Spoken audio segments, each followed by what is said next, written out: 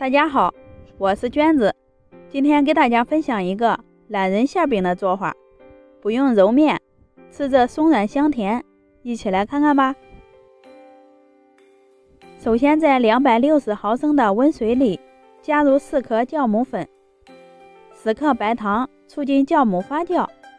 先搅拌至酵母和白糖完全融化，倒在300克的面粉里，边倒边搅拌，一直搅成稠面糊状，像这样光滑细腻，没有面粉颗粒就行了。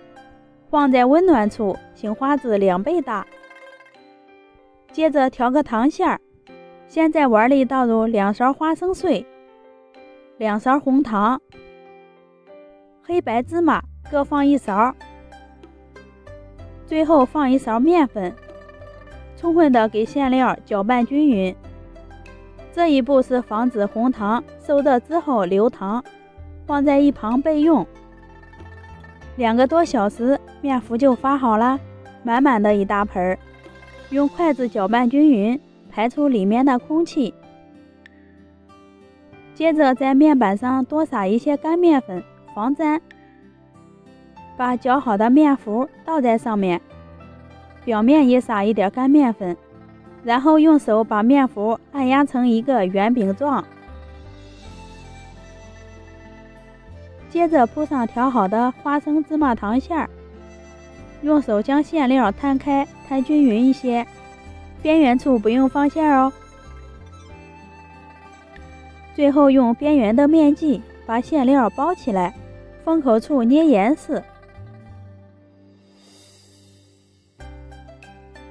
电饼上不用开火，直接放上做好的生胚，再整理一下形状，薄后要按压的均匀一些，盖上锅盖，2次醒花20分钟。时间到以后，看这表面都鼓起泡了，就是醒花好啦。在表面刷上一层薄油，锁住水分。开中火上下盘加热，烙上4分钟。闻到香味以后，给生胚翻个面，找一个锅盖盖上，这样不影响饼子蓬松。